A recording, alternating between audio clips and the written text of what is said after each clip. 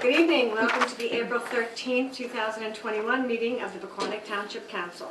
Ms. Marsh? In accordance with the requirements of New Jersey's Open Public Meetings Act, notice of this meeting was included in the annual meeting notice, which was filed in the office of the Township Clerk, posted on the bulletin board of the municipal building, published as a legal notice in the Suburban Trends newspaper, and distributed to all persons requesting notice in accordance with Township policy. Please join me in the Pledge of Allegiance, followed by a prayer and a moment of thanks for individuals serving our nation. Just watch when you move back then. I pledge allegiance to the flag of the United States of America and to the republic for which it stands, one nation, under God, indivisible, with liberty and justice for all.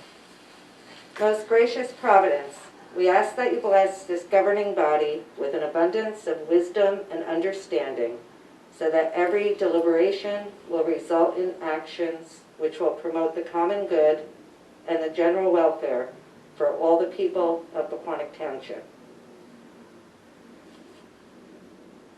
Amen. Amen. The clerk will please call the roll. Mrs. Florence Lynch? Here. Mr. Hurd? I am here. Mr. Cole? I'm here, and it's good to be back. Mr. Phelan? I'm here, and it's good to be back. Mayor Russell? I'm here too. There are no presentations scheduled for this evening. At this time, are there any reports or comments from any of the volunteers serving our community?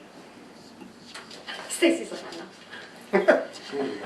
The next item on the agenda is public comment. The public comment period will be limited to a total of 30 minutes. An additional period for the public comment is reserved later in the meeting. Individuals are requested to limit their questions and comments to 3 minutes. If anyone wishes to address the council, please wait to be recognized to come to the microphone and provide your name and address for the record.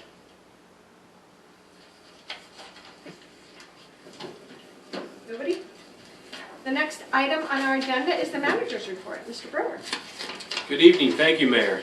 Within the packet, you have my written report, which covers a number of items this evening, and I'll just go over them quickly.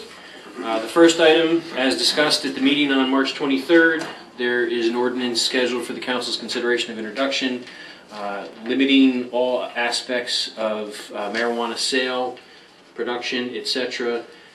Again, as we discussed at the last meeting, the way the law is written, in order to preserve the council's ability to make decisions, a negative stance has to be taken, otherwise everything is approved. So, as the council discussed and directed, the ordinance has been prepared for introduction. For the public's knowledge, should the council make a decision that they want to allow something in the future, they're able to do that, and based on whatever is learned in the interim would also be a help. This is also consistent with the recommendation from the New Jersey State League of Municipalities. Next item, we have an ordinance scheduled for the revision of the codification of the ordinances of the township. I'd like to compliment Ms. Marsh down at the other end of the dais. This was a multi-year process that was initiated through funding before my arrival in the township of Pequannock, and it was a comprehensive review of the existing code to find conflicts, to find issues, and to make sure everything is consistent with the appropriate statutes. There were things like firemen's equipment, including raincoats, references to things that are now outdated. We had multiple ordinances in a couple of places covering the same subject. So it's a modernization, and with all of the work that had to go in, Mr. Oostdijk was also heavily involved, all of the department heads and staff, my compliments. Alexander Improvement Project, this evening we have a resolution scheduled to authorize the execution of a contract for the Njdot funded improvements of Alexander Avenue. We were lucky enough to receive a bid for $255,566.75, which is significantly less than the $300,000 grant that was received by the township. So we look forward to potential change orders to take advantage of the awarded funds, as well as billing back any eligible services against the grant for the design work which have already been paid. There's a resolution scheduled authorizing an emergency purchase. We had a piece of equipment within the police department, communications for radios and plectrons, go down. There's redundancy. There's supposed to be 2, so there was a period of a few hours a couple weekends ago where we lost communications, but they got that back up and got that working. The reason the matter is scheduled for the council's authorization this evening is anytime you have an emergency purchase or a purchase that affects health, safety, and welfare that exceeds the bid threshold of $45,000 at the first meeting after the purchase is effected, it requires the council's approval. Next up, Altice and Cablevision. So there's been a lot of discussion originating over many years in my experience, possibly in the councils as well, over complaints and concerns regarding Cablevision. One of the major complaints is cost. Next, I hear a lot about service issues, and then the most frustrating thing that people share with me is not only am I paying a tremendous amount for this service, but I'm also having problems receiving the service, and when I try to get it fixed, I get nowhere. 6, 8, 10 calls for service to homes, and they still haven't had some of the issues addressed. The council adopted a resolution in September of 2020, identifying the areas of concern and sharing them with Ms. Davis, the Area Director for Government Affairs. That was sent. There were requests for Ms. Davis to appear at meetings in the past, which we didn't receive any response to. So there was a public hearing that the New Jersey Board of Public Utilities held on this issue. There were a number of towns that have been upset about it. People may have seen it in the press. We were not able to testify. I tried to get in on that, but we were able to provide written comment. So we provided for the committee's review what we've experienced and what we've been hearing, and we wanted to make sure we got those comments on the record. That letter is included in the council's packet. Additionally, there was recently an opportunity to submit a letter requesting information from Cablevision on the complaints that we received and their action. So that letter was submitted, and statutorily they have to provide that information. Took a couple of reminder emails and an update to my memo, which says I hadn't received it as of sending 2 reminder emails, but I now have received it. As a result of sending the email demanding the statutorily required information be provided, I had a telephone conference scheduled with Ms. Davis, which was held on March 31st. I reviewed our concerns, went over them in some detail. Some of the things that she shared with me was when Cablevision a number of years ago made a decision to outsource all of their technicians. So for anybody that had a tech come in the old days, they came in a Cablevision van, they had a Cablevision uniform. More recently, they were seen in the ubiquitous white van, not a uniform, and they were a contract employee. The level of service obviously dropped with that experience. She explained that the technicians are now once again being employees of the company, and they're no longer using the independent contractor model. Good news. She also shared that with the change in daily operations for everyone working from home, the demand that they anticipate for internet increased usage is approximately 20% per year. With what happened with COVID and most people working from home, specifically for the township of Pequannock, there was a 60% increase in the demand for bandwidth. So she went over the fact that they're trying to increase the amount of bandwidth that's being sent through essentially, transmission mains, if you think of it from a water perspective. So they're trying to increase the amount of bandwidth we're going to have. They're trying to increase the amount of nodes that we have to try to increase the reliability of the service. She apologized for the customer service issues, and she offered that if any customer service issue were sent through the municipality to her, it would receive a higher level of attention. So anybody that may be hearing this or seeing this, please, if you have a complaint or an area of frustration with Cablevision, give me a call or share with me in writing, and I will then relay it to not only Ms. Davis, but potentially her boss, as it was mentioned that it took a couple of emails to get the information I was looking for. And then lastly, she did say she would attend a meeting, but they are still working remotely, but she would happily explain all of what she explained to me at a public meeting for the public to be able to question her as well as the governing body. So Adam, there's really no competition, and that's the big problem here? That is the big problem, Councilman, and she made an interesting comment to me as well that I wasn't fully familiar with. My understanding was Cablevision was regulated by the Board of Public Utilities. I think one of the false issues that people believe is because we have a municipal services contract with them that we have some ability to regulate them, and we do not. She educated me to the fact that they are not, in fact, regulated by the Board of Public Utilities. It's federal law. And my understanding, and Mr. Oostek, perhaps you can correct me if you know to be wrong on this, but essentially, cable's regulated as a nice to have. It's regulated like I want to watch the All-Star game and I can only get it on ESPN. Because that's what it started as. Right. But now it has become something that, in my opinion, is as essential as water and sewer and gas. With the approach to education and employment and safety and access to records and transmission of information. So I wonder if at some point, that may be something that the state or federal legislature could take up to try to make people a little bit more responsive. And perhaps competition is coming. We had a presentation in the borough of Butler from a competitor that's going to come that far down Route 23. And we've got one scheduled in the borough of Mountain Lakes from the same competitor is seeking approval there. So perhaps it won't be that long before.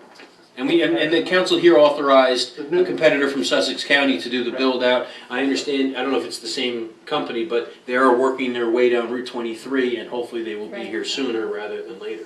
Yeah, only because too, I know she experienced, heavier than normal volume during COVID, but prior to COVID, we had a lot of complaints. This is not a COVID issue with them. This has been a failed thing for many years now, not just during COVID. I shared with her that I began hearing significant complaints in 2007. Right. That was a long time before we had the COVID experience. So Kyle, they like to blame everything on COVID, That's the new Right. thing, I know. Yeah. The guy stubbed his toe because he had COVID. So at least the communication exists, and again, please, if people have complaints or concerns, or they hear of people with them, I'd like to begin logging them and sending emails about them to try to create more of a paper trail to have them addressed. Last issue in my report, the flood resilience officer will be providing an update at the April 27th meeting via presentation to the council and the public. We haven't had a lot of public discussion about what's been going on with the preliminary flood information rate maps, excuse me.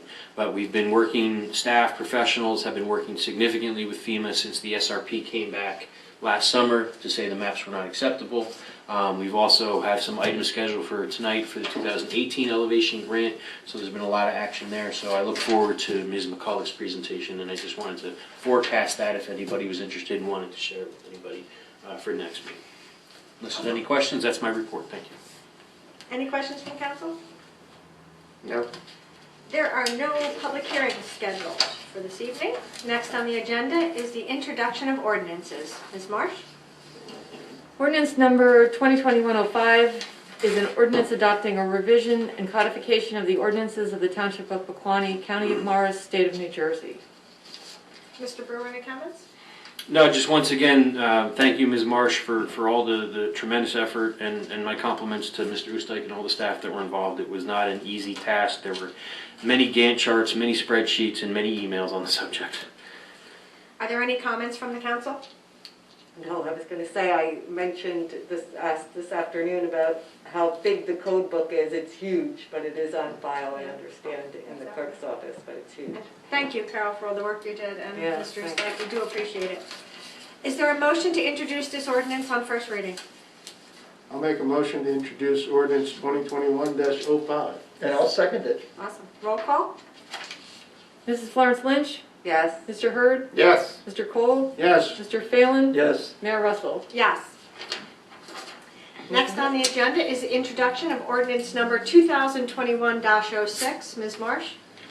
Ordinance 2020-106 is an ordinance to amend Chapter 189 zoning, Section 7 supplemental regulations, subsection 40 regulations pertaining to all districts of the Code of the Township of Pequannock to include a new paragraph M to prohibit cannabis establishments as uses within the township. Mr. Brewer, any comments? Nothing beyond my report unless there are any questions. Are there any comments from the council? No. Nothing? Is there a motion to introduce this ordinance on first reading? I'll make a motion to introduce ordinance number 2021-06. Second? I'll second. Roll call? Mrs. Florence Lynch? Yes. Mr. Hurd? Yes. Mr. Cole? Yes. Mr. Phelan? Yes. Mayor Russell? Yes.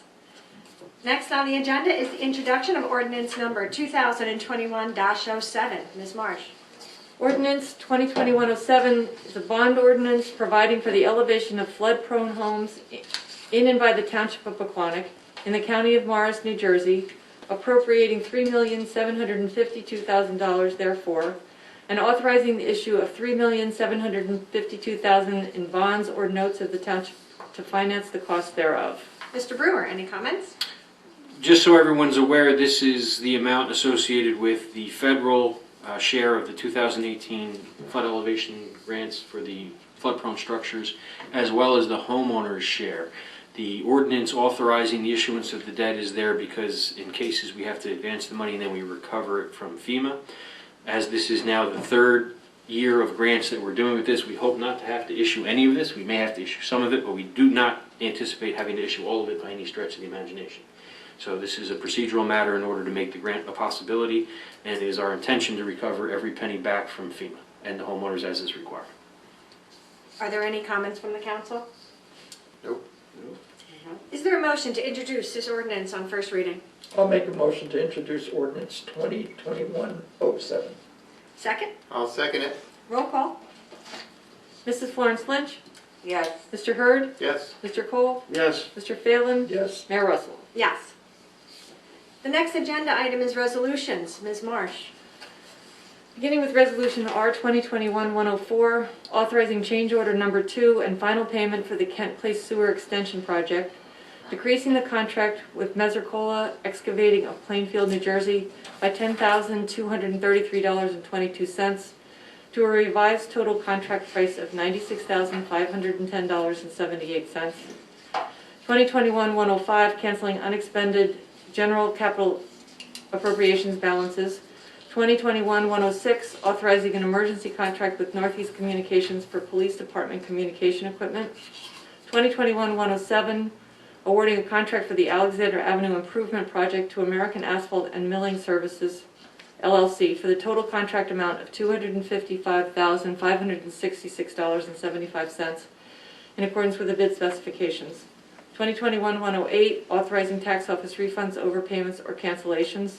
2021-109, authorizing a grant agreement with the New Jersey Office of Emergency Management administering a FEMA grant for the 2018 Flood Mitigation Assistance Grant.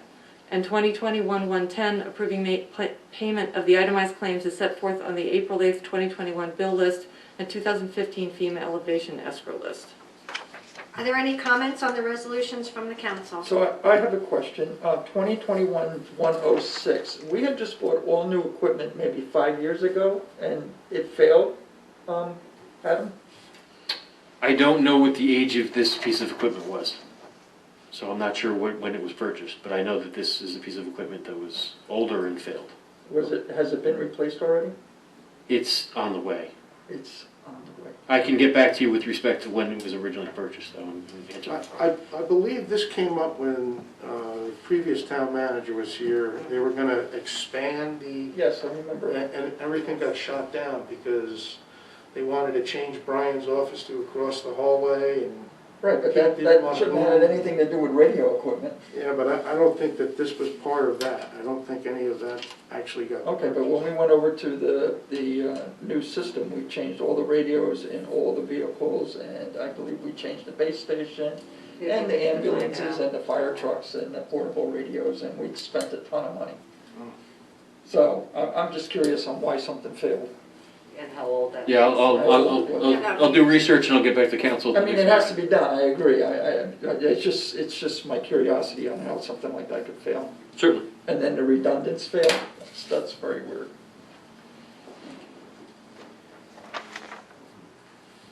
Anything else? I'll say it's nice to see a change order that decreases a price for a change. That's a misprint. I was like, whoa, that was good. And it's good to see that the contract for the Alexander Ave came in below, Yeah. what we got the grant for. Unusual things, and if the council will permit me, the Kent Place Sewer Extension Project had a specific time frame, and failure to meet those timeframes resulted in liquidated damages. There was a change order. Change order number 1 gave a little bit more time based upon some issues with conflicts that were experienced, but it still wasn't, the deadlines were not met. So this is...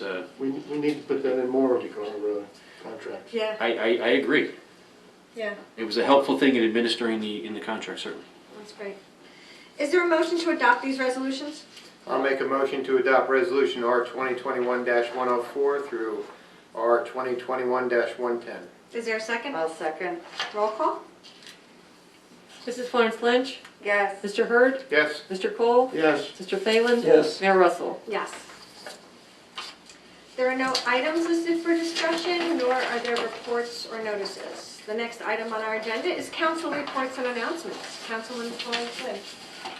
I really don't have anything, just, I know the Economic Development Committee met, and they're continuing to, I think the chair had met with the township manager, and they've been working through some things, and working on the website, and working on some grand openings. They've also set up some internal committees where they have liaisons to different groups now, and they're trying to, just get more communication and interaction and be able to help make recommendations and stuff like that. So I know they're working on some things. Other than that, the flood committee has not met yet, but they hope to meet in person next month. What else? And and Parks and Rec, that committee did meet as well, but there was nothing new that came out on that. I did see a note. I wanted to ask the township manager. There was an email that came out from a young gentleman wanting to know what project maybe he could work on. Was that forwarded to you?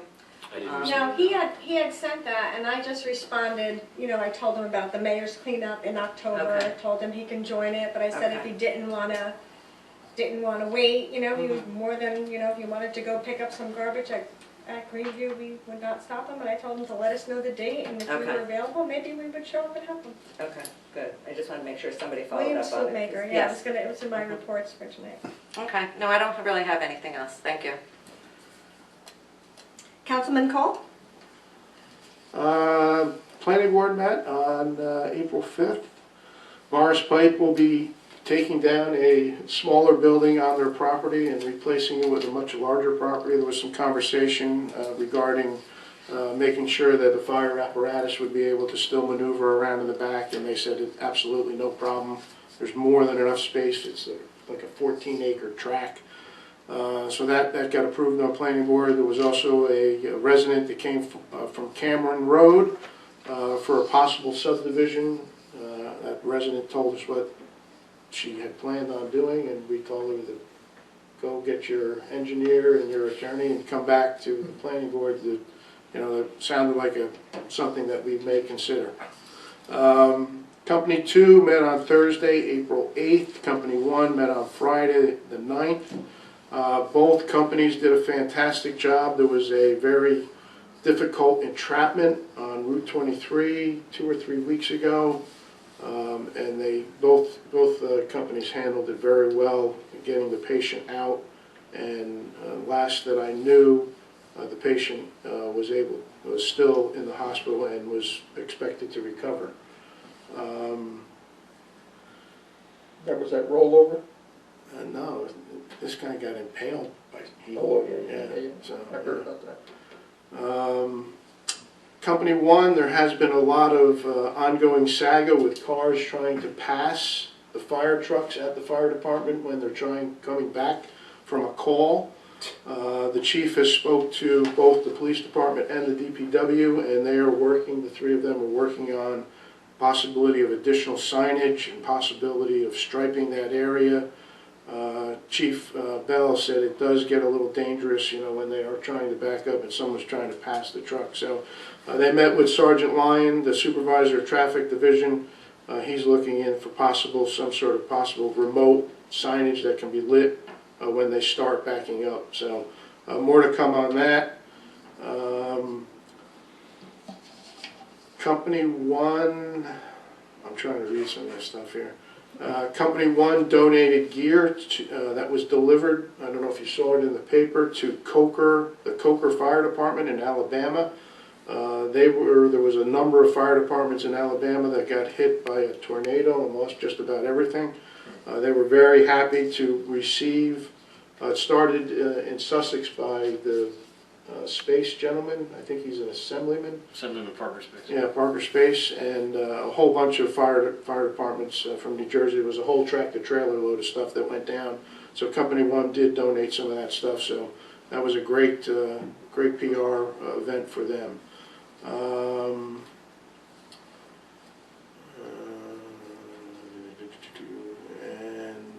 let's see, so Company Two. Let me just check here real quick.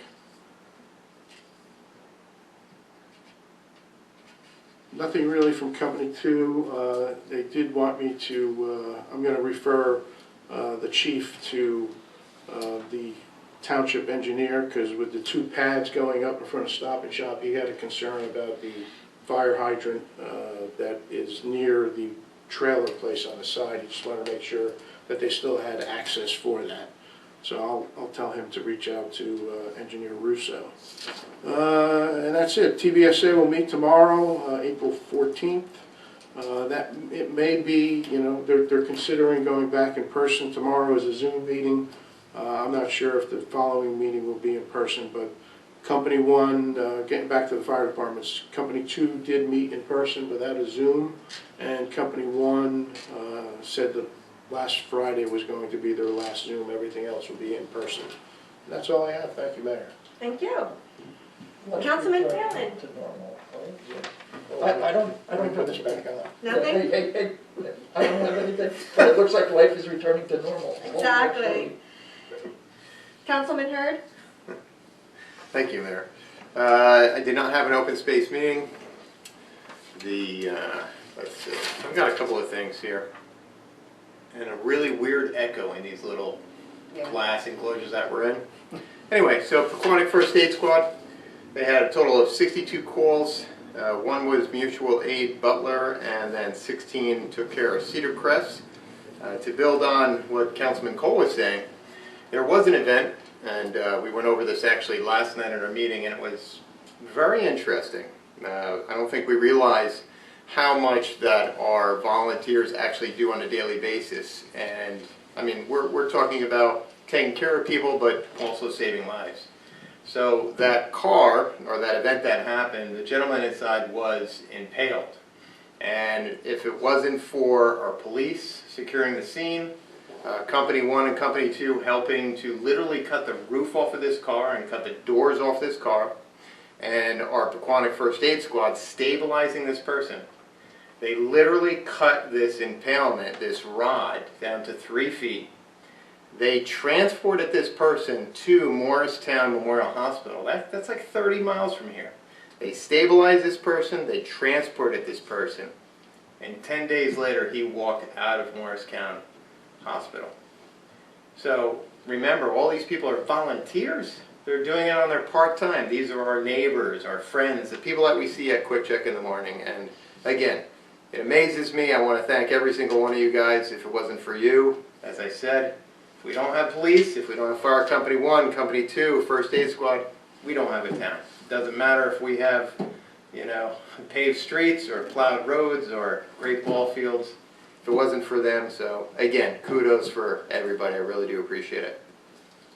Lastly, tomorrow night we are dedicating a baseball sign, Washington Park 2 at 6:45 p.m. I want to thank the Syansky family. It's an amazing honor. We really do appreciate it. The kids really appreciate it, and I can't wait until we unveil it tomorrow night, which is Wednesday, April 14th, 6:45. That is all I have. Thank you, Mayor. Thank you. None of my committees met. Environmental meets tomorrow. I did get that email from William Slootmaker. Kudos to him. He wants to help clean up the town. Also, Adam, Girl Scouts reached out to me. They're doing a donation box for the homeless, and they wanted to know if they could put it in front of the senior. They wanted to put it inside here, and I said, well, we kind of close at 4:35, and we're not open on weekends. In front of the senior house, some sort of box for donations, or do you have any other? If you wouldn't mind sharing the contact information, I can work with whomever it is to find the best spot, depending on what they're looking for. That's perfect. Yeah, sounds good. And that's all I had. It's really good to be back in person. It's good to see that a lot of our Committees are going to be meeting in person. I think more gets done when you're in person, and it's just good to see people. Even this whole big crowded room we have here. I don't know how we got them all to fit. Yeah, I'm glad we're underneath our limit. That's good, and it's worth it, the price of admission, just to see Bob in the witness box. Somebody take a picture. Next on the agenda is public comment. If anyone wishes to address the council, please wait to be recognized to come to the microphone and provide your name and address for the record. I'm so used to saying, Mr. Brewer, any hands raised? Mayor, I see no hands raised. There are no minutes presented for approval, and there is no items for closed session discussion. There being no further business, is there a motion to adjourn? I'll make that motion. Is there a second? I'll second. All in favor? Aye. Opposed? Meeting adjourned at 7:30 p.m.